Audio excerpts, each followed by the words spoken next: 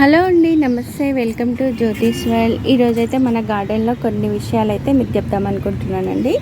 ఇంకా విత్తనాలు నాటుకున్నారా? నాటుకోకపోతే అన్నీ కూడా వేసుకోండి. చూడండి, నేను ఇక్కడ తోటకూర విత్తనాలు వేసిన. ఇప్పుడు ఏమేమి విత్తనాలు వేయాలి అనేది అంటే మనం అన్ని రకాల విత్తనాలు కూడా వేసుకోవచ్చండి. చలికాలం పంట తప్ప మనం నెక్స్ట్ వచ్చేది వర్షాకాలంకి కావాల్సినవి బీర, సోర, ఇంకా కాకర, ఇట్లా బెండ, టమాటా, వంకాయ అన్నీ కూడా వేసుకోవచ్చు. దుంప జాతుల్లో కూడా చామగడ్డ లాంటిది కూడా వస్తూనే ఉంటుంది. పసుపు కూడా ఆల్రెడీ నాటుకున్నాం కదా. ఇంకా ఆల్రెడీ మనము చిక్కుడులో 365 వేసుకున్నాము. ఇంకా మనం ఇంకొకటి ఏంటంటే తీగ చిక్కుడు, అది మాత్రం మనకు సెప్టెంబర్లోనే వస్తుంది కాబట్టి అదొకటి మిగిలించి మిగతా అన్నీ కూడా వేసుకోవచ్చు. ఆ కూరలలో కొంచెం పాలకూర అలాంటివి వేసుకుంటే ఇట్లా మీకు కింద ఏదైనా డైరెక్ట్ వాటర్ పడకుండా వర్షం పడ్డప్పుడు ఇట్లా కింద ఏదైనా సదుపాయం ఉంటే ఏర్పరచుకుంటే అవి కూడా పెంచుకోవచ్చు. ఇంకా తీగ జాతులు అయితే నేను అన్నీ కూడా మంచిగానే వేసుకున్నాను, ఆల్రెడీ పెరుగుతున్నాయి.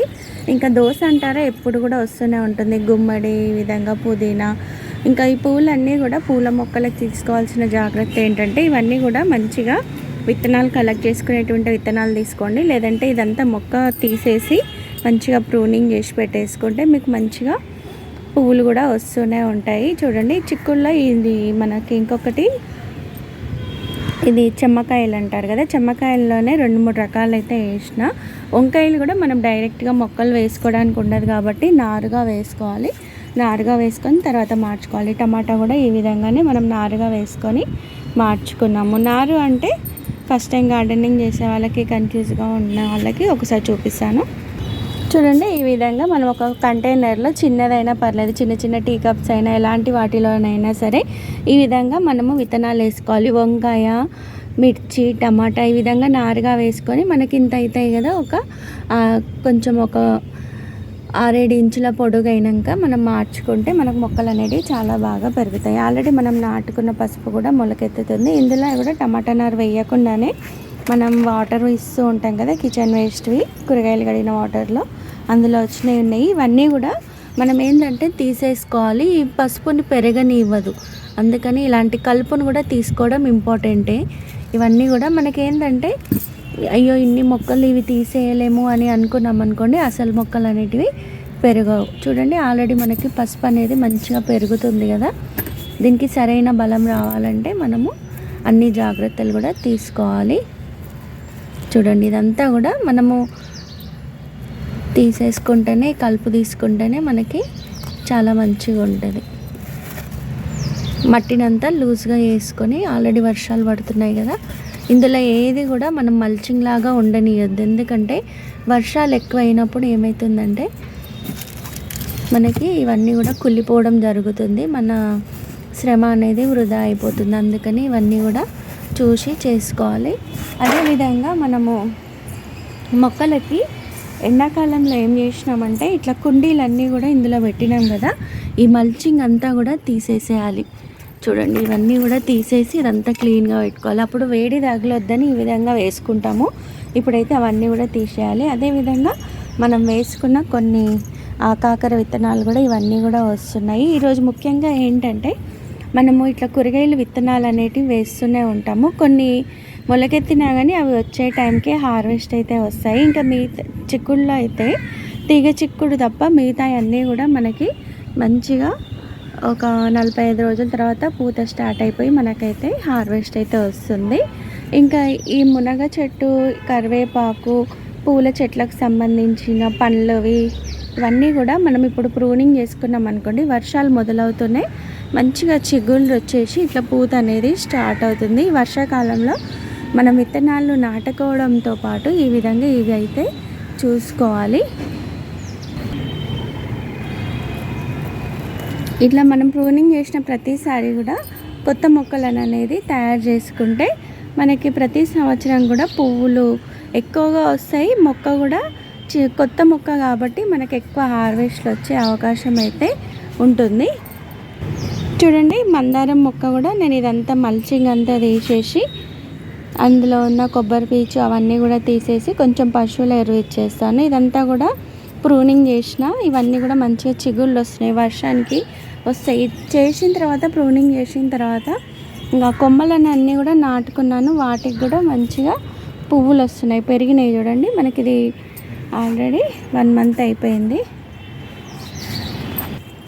ఇంకా కొన్ని అయితే ఇందులో కొమ్మలు నాటినాము, మనకి ఇందులో వేరే ఆకులు వచ్చేసినాయి. ఇది గుంటగరేడాకు, మనం హెయిర్ ఆయిల్ చేసుకోవచ్చు. చూడండి, ఈ విధంగా చిగుళ్ళు వస్తున్నాయి.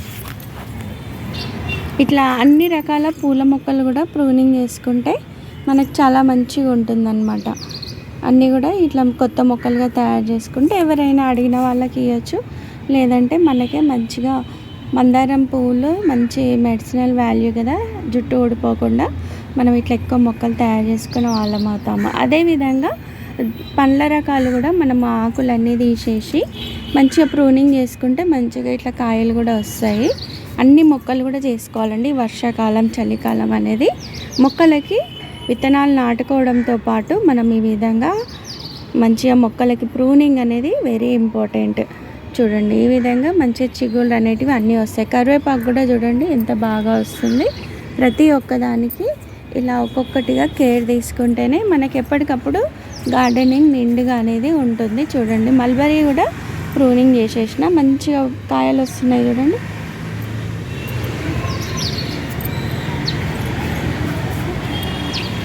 ఇవన్నీ కూడా మనము ఎప్పటికప్పుడు చూసుకోవాలి. మీరు చూసిరా, కంటైనర్ కూడా చిన్నగా ఉంది.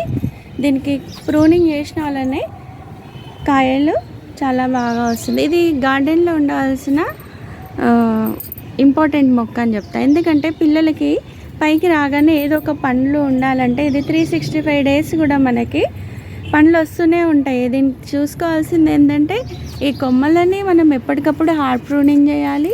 ఈ ఆకులు తీసిన ప్రతి దగ్గర నుంచి కూడా మనకు చిగుళ్ళు వచ్చేసి మంచిగా కాయలు అనేటివి వస్తూ ఉంటాయి అన్నమాట. ఈ విధంగా అవి కూడా ఆకులు కూడా మనం పడేయని అవసరం లేదు, మళ్ళీ మనము కంపోస్ట్గా మార్చుకోవచ్చు. చూడండి, ప్రతిదీ కూడా ఈ విధంగా. ఇదే విధంగా ద్రాక్ష కూడా ఈ విధంగానే. ఇంకా నేను ఇక్కడ అన్నీ కూడా కూరగాయలు వేసుకున్నాను, ఇంకా కొన్ని రెడీ చేసుకుంటూ ఉన్నాను. కిందికించి మట్టి తెచ్చుకోవడం కదా, రోజు కొంచెం కొంచెం చేసుకుంటున్నాను. ఇంకొకటి ఏంటంటే అట్లా ఎయిర్ లేయరింగ్ కూడా చేసుకోండి. మీకు నచ్చిన మొక్కకి మంచిగా ముందు వీడియోలో చూపించిన నేను అట్లా చేసుకోవడం వల్ల కూడా కొత్త మొక్కలు తయారవుతాయి. ఒకటి ఏంటంటే వర్షాకాలం మొదలైంది అంటే మనము చాలా పనులు అయితే ఉంటాయి గార్డెనింగ్లో. అప్పుడే మనము ఎన్నో కొత్త మొక్కలను తయారు చేసుకోవడంతో పాటు గార్డెనింగ్ కూడా నిండుగా చేసుకోగలుగుతాము. ఇంకా వీడియో లెంత్ అయిపోతుంది కాబట్టి ఈ విధంగా నేనైతే ఏమేమి చేసినాను అనేది సింపుల్గా అయితే ఈరోజు చూపిస్తున్నాను. మీకు అర్థమైంది అనుకుంటాను. చూడండి, కొన్ని నాలుగా వేసుకుంటే కొన్ని డైరెక్ట్గా నాటుకున్నాను. చూసిగా ఈ వర్షానికి ప్రతి విత్తనం కూడా ఎంత మంచిగా మొలకెత్తుతుంది. ఇంకా వీటితో పాటు ఇంకేమైనా పాత మొక్కలు కూడా ఉంటే తీసేసి మంచిగా మట్టిని కదిపేసి వాటికి ఎరువులు ఇచ్చి కొత్త మొక్కలుగా నాటుకోవడమో లేకపోతే వాటికి ఎరువులు వేయడమో ఏదో ఒకటి అయితే చూసుకోవాలండి. ఇదండి ఈరోజు ఈ గార్డెనింగ్లోని విశేషాలు. మీకు అర్థమైంది అనుకుంటాను. వీడియో నచ్చితే లైక్ చేసి షేర్ చేయండి. మరి కొంతమంది చిన్న గార్డెనర్స్కి ఉపయోగపడుతుంది. ఉంటాను, మరొక మంచి వీడియోలో అయితే కలుసుకుందాము. Happy gardening.